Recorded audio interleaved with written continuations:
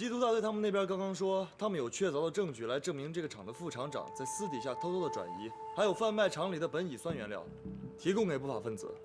闹了半天，这家伙跟那个 T 一样，是个自以为能替天行道的黑客。唉，可惜了那几个无辜的工作人员，白白的送了性命。我觉得有一点我们要注意一下，就是5年前案子的档案里面，其实并没有出现过跟 R 有关的案件。这个人这么精通计算机，那5年前他是个什么状态？还是说他是近期才加入他们的？我记得在5年前的案子里，有提到过当时区域电力系统的问题，这很有可能就是 R 的杰作。小专啊，你跟他交过手，你说说你的感觉。小白，你是要侧写吗？其实现在真的资料还很少，而且他又是通过网络黑客的方式来杀人，那真人隐藏的就更深了。不过我要试一试。其实是这样的，黑客之间的交流，他们都是有代码 DNA 的。如果是一个厉害的黑客，就会有自己独特的代码 DNA。这是一把钥匙，可以用来破解，也可以用来攻击。但是啊，今天我在和 R 的交锋当中几乎毫无抵抗之力。这不仅是因为他的行为毫无破绽，十分缜密，我在他的行为编写当中感到了一种笃定的杀气。杀气？对，杀气，而且非常的坚定。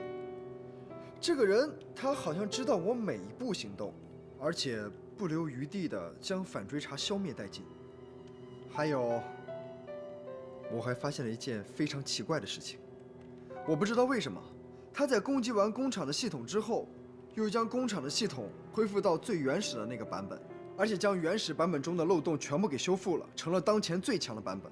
等等，为什么最原始的版本却成了最强的版本？因为现在一些新型病毒啊，它都是依靠系统才能生存的，而且如果没有合适的运维环境，它是不能繁衍下去的。所以我觉得这个 R 是一个有些怀旧的人。不是怀旧，是警觉。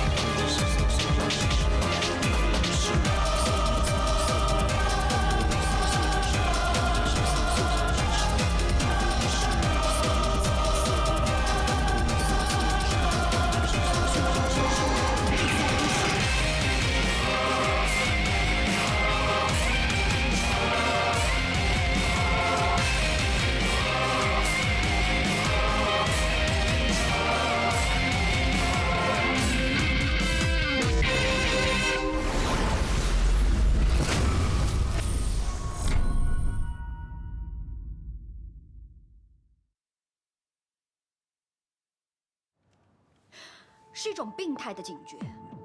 你们应该听说过有一种人，他们明明自己是医生，可是如果周围有人生病了，他就说：“哎，不要随便去医院哦。”明明自己身在娱乐圈，却奉劝所有的人说不要来娱乐圈。R 也是这样，他精通计算机技术，他可以在网络的虚拟世界里随心所欲。他深深的知道，这种二进制世界的进步有无限的可能。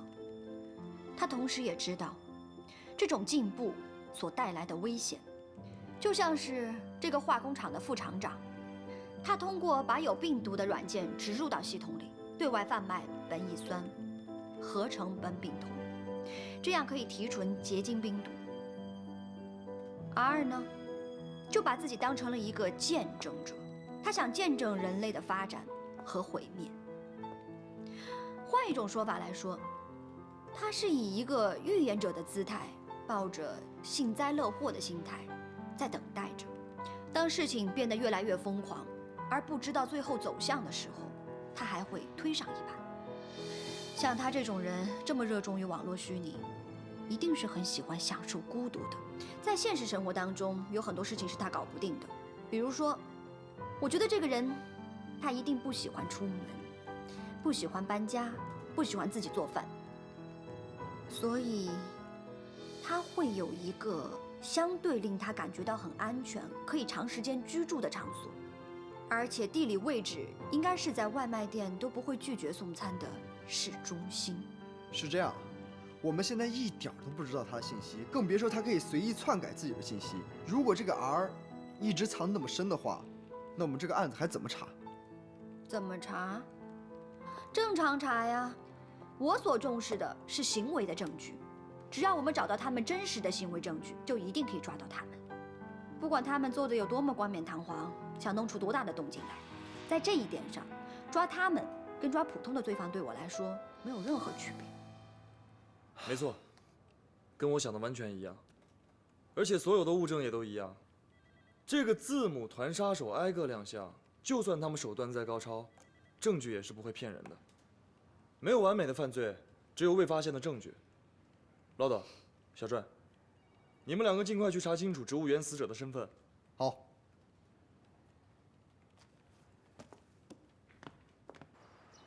哎，子期，我听说那个扑克脸警察在追你啊？才没有呢！别害羞了，我看那警察挺好的，虽然有点面瘫，但是高大威猛，有安全感呀。要是我的话，我早就拿下了。不过他是警察哎，平时应该没有什么时间陪女朋友吧？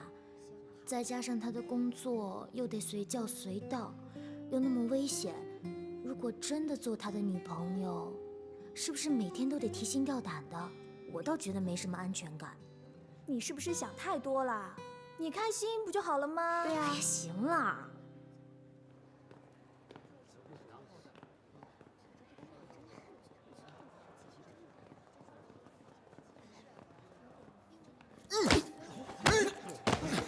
站住！别跑！哎，站住！站住！站住！别跑！不要过来！再过来我就杀了他！冷静点，你想干什么？放下你们的武器！你把他放开，换我行不行？把枪放下！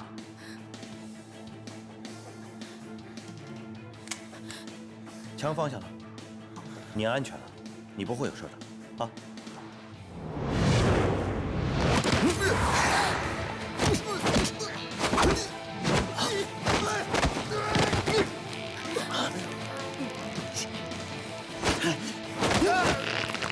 快站！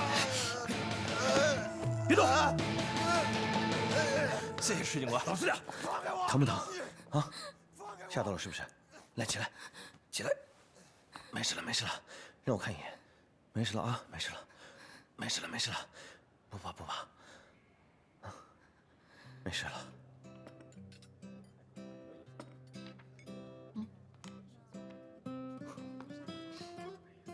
老大，咱们真在这吃啊？有问题吗？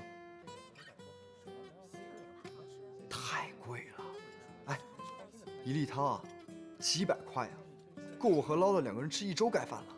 你闭嘴！来，瞧你那没出息的样儿，还没看出来啊？老大今儿是做好了要放血的准备了，别扫老大兴好不好？你不点我点。吃什么？我看看啊。老大，要不还是你来吧。我呢，今天是以朋友的身份请大家吃饭，你们两个千万不要有什么压力，这更不是什么鸿门宴，放开了吃。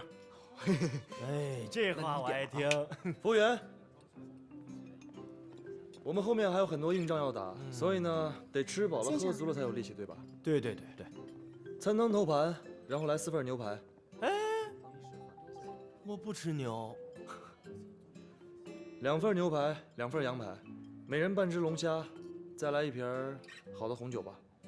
好的，先生。等一下，干嘛呀？你当我们几个是饿死鬼投胎呀？哪吃得下这么多？啊，那先这些啊个龙虾就不用了，红酒也不用了，谢谢。好，你还没嫁给我呢，就这么替我省钱？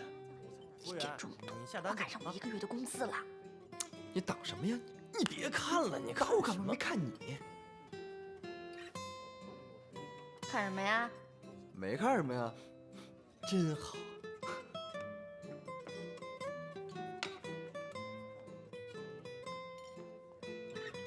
哎，哟，来了。哇，看着不错啊。哎呦，饿死我了！请慢用。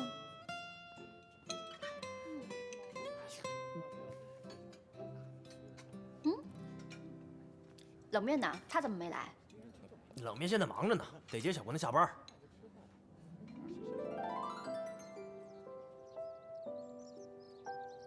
刚才谢谢你啊。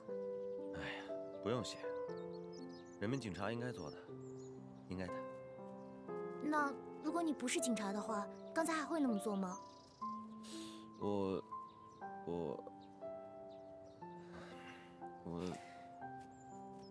哎，你等一下。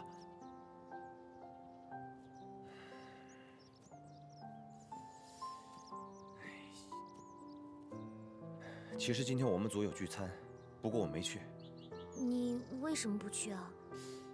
因为我跟他们说，我说我要接女朋友下班，对，这个花儿，我来之前挺美的，现在都烂了。子琪，其实我不是那种特别善于言表的人，很多时候我都沉默寡言。可是我发现每次看到你的时候，我就特别喜欢说话。上次你不是跟我说，在有些人眼里，我不只是警察，还有其他身份，难道我就不顾及那些人的感受吗？我想了一下，在回答这个问题之前，我想先问你，就是在你的心中，我是什么身份？病人。就病人啊？一个总是让我们医护人员担忧，不听话，但是呢，又拿他没有办法，最后还是会选择默默地在他身后。这是他的理想，他的工作。如果他受伤了的话，也愿意一辈子为他治疗的专属患者。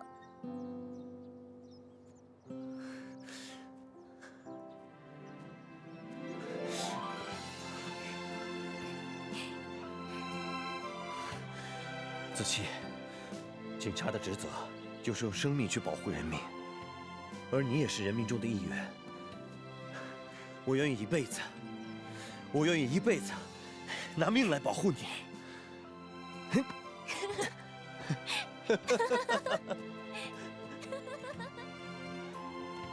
够吃吧？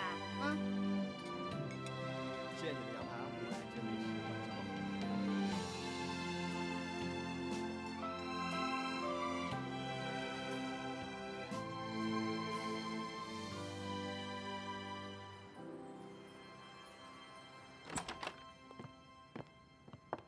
你以前是不是也经常这样啊？请朋友又吃又喝又玩的，跟他们整天混在一起。算是吧，不过现在没有了，为什么？因为我重色轻友啊，我把所有的时间都用在找你了。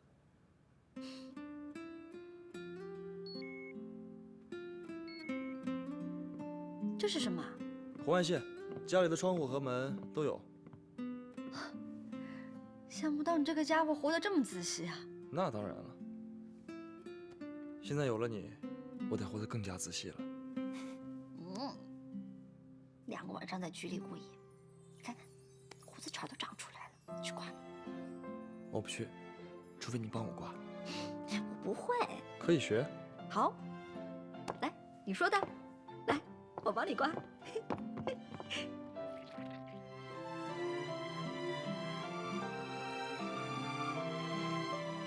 你玩挺开心的。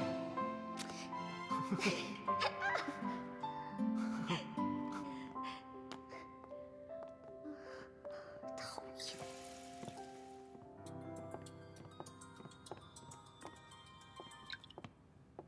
喂，车修好了。我知道了。我的车修好了，我去取一趟。哦。嗯。喂，早去早回，路上注意安全。这么担心我？按照辛家的说法，字母团剩4个人，许南博死了，在化工厂犯案的应该是 R， 把尸体摆放在植物园的应该是 L。那么还剩1个人，就是我说过的性格特别像孩子的那个爆破狂人。你说的对，字母团现在在暗处，我们在明处，一切都太被动了。我始终觉得许南博的事情太顺利了一些。字母团的每一个人，他们隐藏的都很深。辛家是因为跟你有感情，所以他失去冷静才暴露的。可是许南博不一样，他比 T 和辛家要更加狡猾。这次他中了我的圈套，任何反应都没有，就直接选择自杀。我觉得这不太像是他的风格。不过如果他真的死了，那字母团一定会疯狂报复。到时候，没事儿，有我在，你乖乖的好好休息，我很快就回来。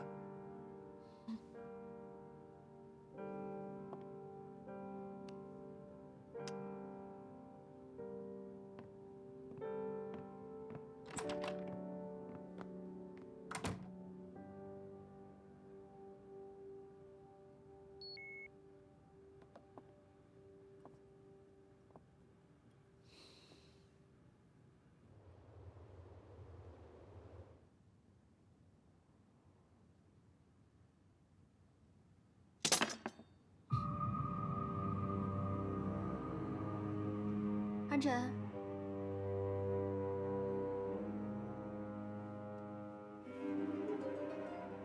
安晨，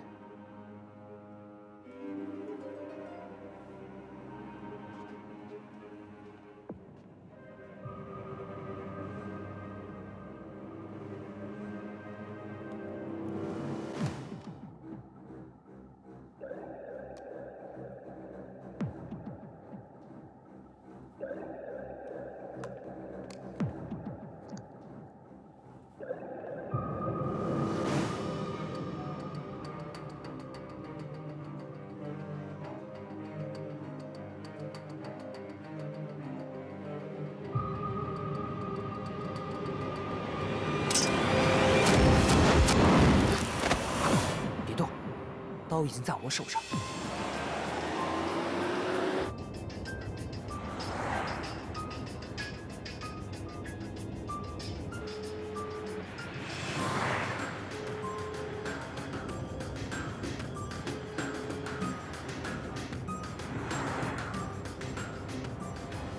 接电话，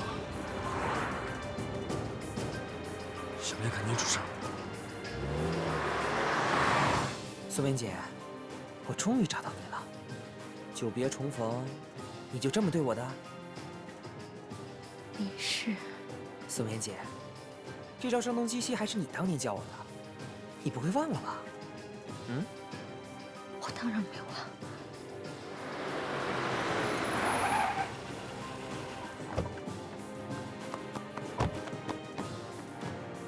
韩琛回来了，你速度快点。这么快？还没来得及好好叙叙旧呢。别动！如果你想韩琛死的话，可以试一下。你什么意思？我在韩琛车里装了炸弹。我今天来呢，其实是送信来的，信送到了就可以走了。你别动哦，你再动，我就嘣！我听你的。这就对了。你能告诉苏棉姐，你究竟是谁吗？啊，苏明姐，你真的不记得我了？我是你曾经最亲爱的弟弟。哎呀，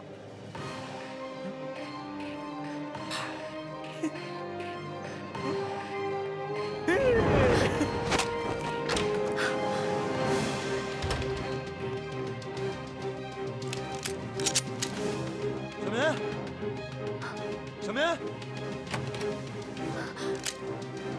你车里有炸弹，炸弹，你疯了！假的。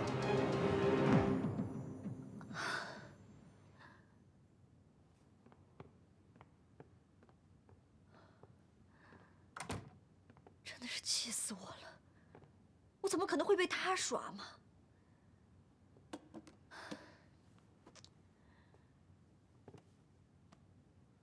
关心则乱，你是因为太关心我了。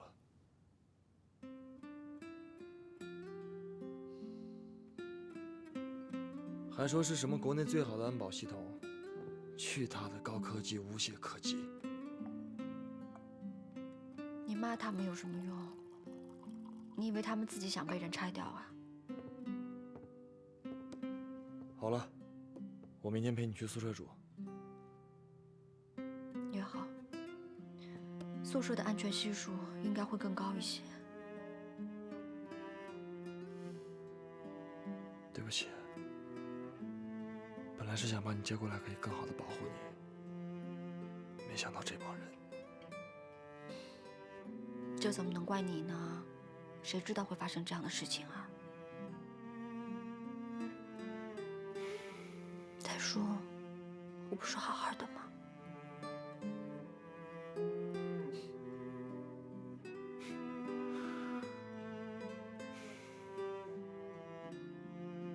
你等我一下。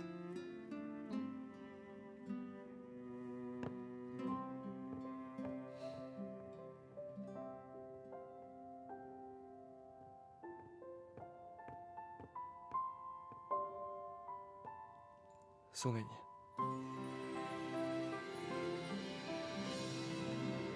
哨子，这个哨子看起来做工很粗糙啊。这是我在警校的时候得的金哨奖，我们那届有2000个人，只有这一个。这么厉害？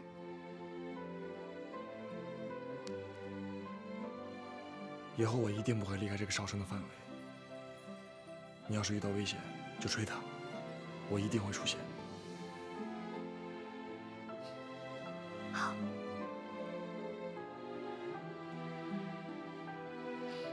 可是这么珍贵的哨子，为什么之前没有送给我啊？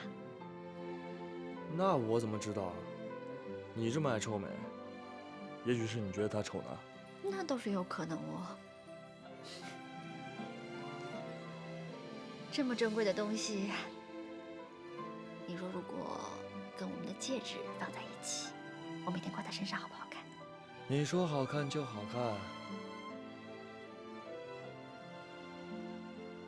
不过如果有一天我真的吹响它，你没有出现怎么办？除非是我死了。这种话不可以乱讲。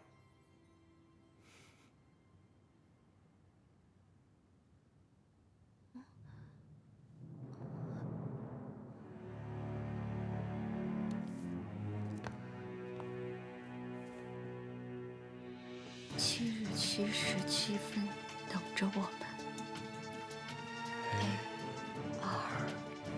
A2L。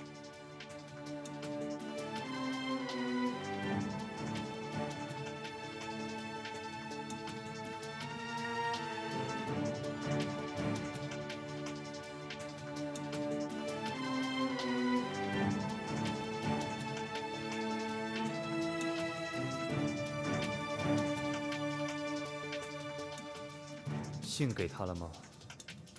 当然，信已经送到了。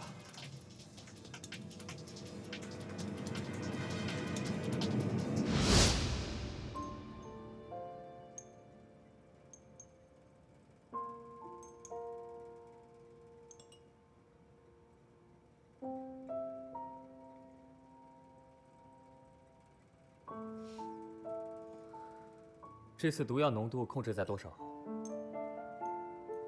？0.1%，这么少？ 100%的死亡率够吗？那我以后用着就更顺手了。怎么样？我是不是很贴心啊？欣家，你来看这个。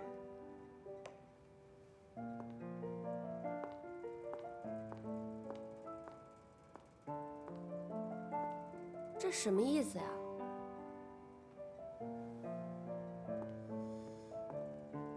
欣家，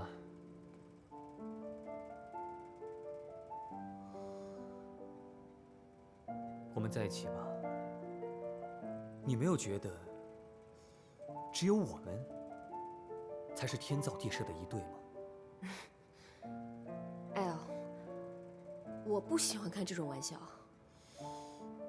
这不是玩笑。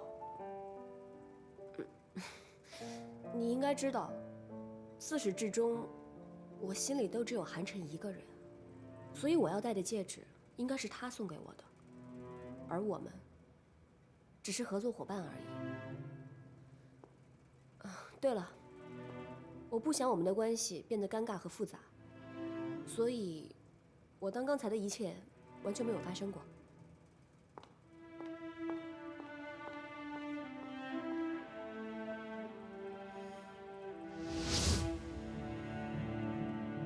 也绝对不能白死。我要韩晨血债血偿。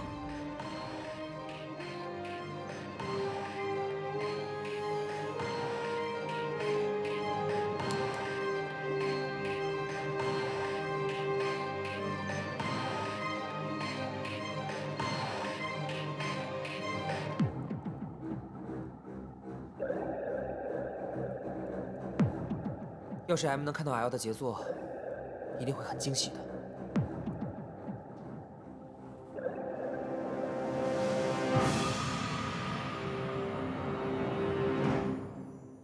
昨天晚上鉴证处的同事没有找到任何的线索，这个 A 相当的狡猾老道。我之所以把这件事情告诉你们，是因为你们现在已经参与了很多，就应该知道这件事情的前因后果，知道我们现在面临的是一群什么样的人。毫无疑问，我们现在接触到的是非常棘手的犯罪团伙，他们之所以会选择我们黑盾组公然挑衅，很有可能是因为我们俩的私仇，所以后面的行动会非常的危险。如果有人想提前退出的话，我没有意见。我不退出。退什么出啊？我们是人民警察，我们的任务就是保卫人民。真没看出来哦。小白，你把我当成什么人了？我呢，是和你一起一路从江城走过来的，现在让我退出，太不够意思了。你这个家伙！哎，还有我呢啊！我说两句，你们的敌人就是我们黑盾组共同的敌人，怎么能分彼此呢？我告诉你们，我从警以来最大的收获，就是能跟你们……哎，快分配任务吧！对，韩神，分配任务啊！不是，最大的收获啊，就是能跟你们一起惩治这群穷凶极恶的犯人，能够伸张正义，能够解救穷苦的老百姓，是吧？那个，行了，大家都知道分配任务了。你们刚才看到的那封信，就是昨天晚上那个自称 A 的人送到韩晨家里来的。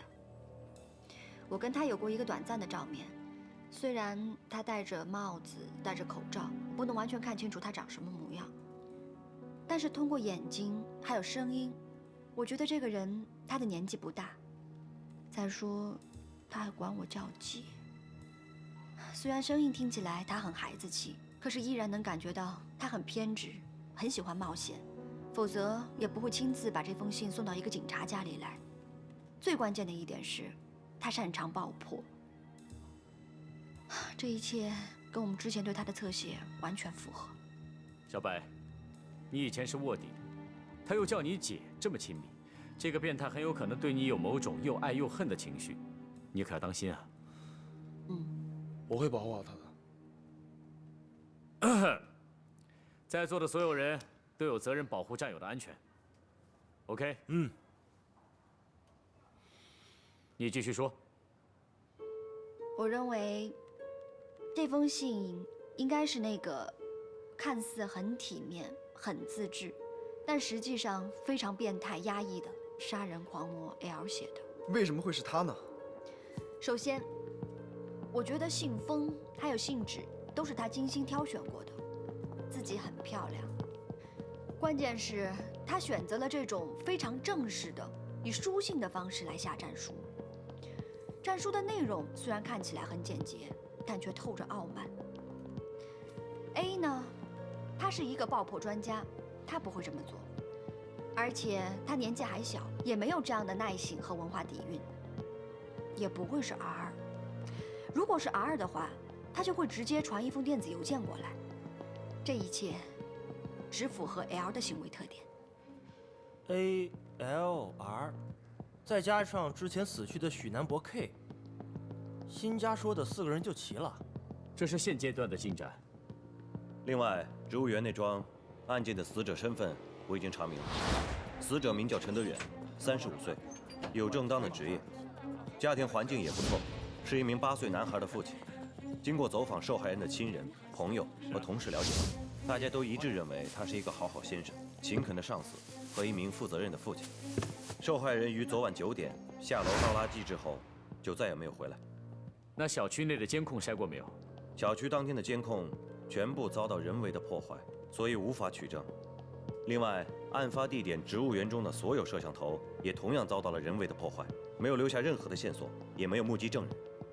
据植物园的工作人员讲，他们一大早就看到了那尊雕像已经放在了搭建好的舞台上，所以并没有留意，以为那是馆里的东西，直到那尊雕像的双眼流出了鲜血。雕像，好先生，好父亲。我推测 L 小时候家庭环境应该是非常严肃和压抑的，所以他才会选择这样的男人作为自己的目标。他这么做，是不是就想把一个好丈夫、好父亲的形象永远的保留下来，做成一个雕像？而他自己本人，当时犯案的时候，也会把自己当成是小时候的自己。这样的说法有一定的道理。我们现在当务之急是要破解犯人7日7时7分将要实施的杀人计划，是他们3个一起行动，还是各自分开在不同地点策划？我们要有针对性的开始布防。根据之前的2起案件，我更倾向于他们3个会分开行动，会找3个不同的地方，物色3个不同的目标，分开下手。坏了，那咱们就不知道他们在什么地方下手了。其实也不难，我们之前对罪犯是做过侧写的，现在可以通过推测，就能找出他们接下来要去什么地方。比如说 L 一直把自己当成是一个未成年的孩子，还在受着管束。那孩子一般主要的生活场所会有2个，一个是学校，一个是家庭。而家庭他很难深入，所以我觉得他会选择学校。他只需要在学校的周围去观察几天，就可以发现哪一个父亲会早出晚归的接送孩子，是真正的关心孩子，是一个好父亲。他就很容易确定目标。知道了这一点，我们就可以重点先排查死者儿子学校附近的监控，排查嫌疑人。当然，我觉得全市那些重点小学也有必要排查一下，因为 L 对自己的定位很高，他一般都会选择一些比较优质的学校。按照这个思路，如果我们够幸运的话，就可以抓到正在狩猎的他。A 呢，跟 L 的个性完全不一样，他比较自我，比较散漫，喜欢以游戏的心态来犯案。我觉得 A 应该是一个比较随和的草根阶层的人物，他也许还会跟受害人有深入的接触，比如说，他会到受害人的店里去应聘，跟受害人做朋友。还有，就是制造炸弹需要一些化工原料，所以他需要一个相对不容易被发现的场所。普通的居民楼就会危险一些，因为那些原料会有气味。再其次，如果他在制造炸弹的时候出现了任何意外，他很容易就会被暴露。所以我认为 A 应该会有一间类似于仓库的地方，而且地理位置应该会非常偏僻。没错，无论多么凶残的罪犯，他们都会选择一个比较安全和舒适的地方犯案。植物园里的死者为什么会被案犯发现？他肯定是在案犯的视野当中出现过，所以查清楚他的身份之后，可以对他居住的地方，还有那些网络信号比较发达的地方进行排查，看有没有工厂、厂房，也许门口会停一辆货车，这很有可能就是他们藏身的地方。至于 R， 他是最容易隐藏，也是最容易被找到的一个人。至于找到他的方法嘛，周小传，就看你的喽。没问题，交给我。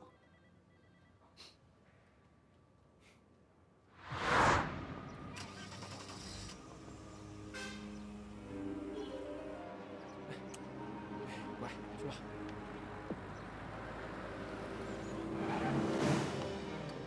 先生您好，我们是警察，麻烦您跟我们走一趟。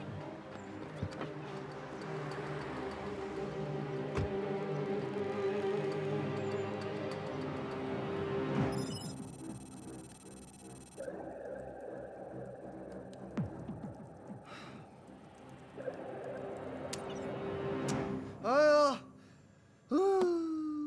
怎么查呀？根本查不到啊！网络世界那么大，我恨不得我自己化身成代码进去了。化身代码？你可以联系这个联盟里的人，他可能愿意帮忙。哇，竟然是富尔大大！另外，我觉得以现在的技术，只要 R 是一个活生生有血有肉的人，就肯定会留下蛛丝马迹。按照传统刑侦的法子，R 的侧写再加上一些其他的搜寻方法，应该可行。就比如说，他在生活中对网络的依赖，会造成他对周边环境的需求。他会不会租用一台超大的服务器？不，这样的话会留下太多的痕迹，他肯定不会这么做。盗用，如果是盗用的话，被发现就会被报备网警。总之这些东西你比我懂，在网络世界里会跟现实中留下相呼应的痕迹。你仔细的看一下，不光是从这里找到线索，也可以两者相结合。对呀，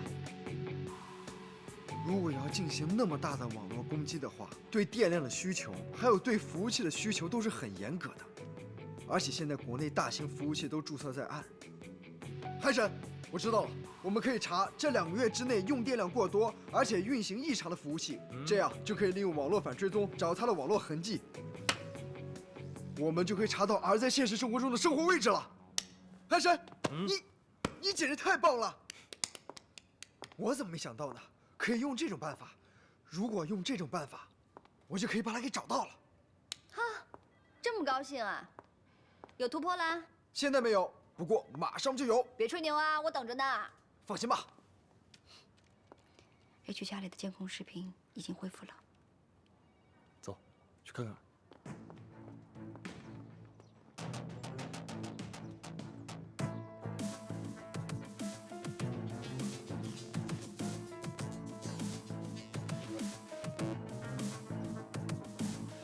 让我随便看看吧。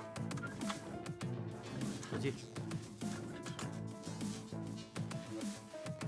老板，哎，你看看最近有没有类似于这样的车型过来改颜色或者换牌照？这种车型还真没有。能确定吗？能确定，能确定。好，没什么事儿了。行，我们随便看看，你先回去吧。那你们随便看看吧。嗯，行，再见。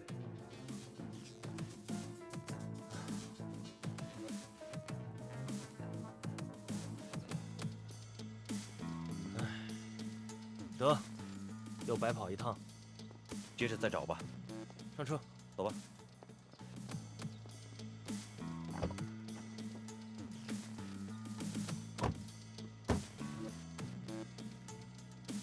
能不能再清晰一些？这已经是极限了。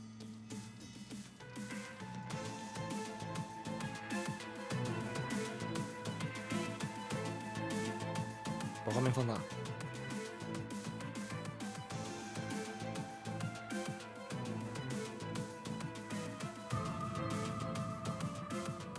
还有一个地方我们还没去过。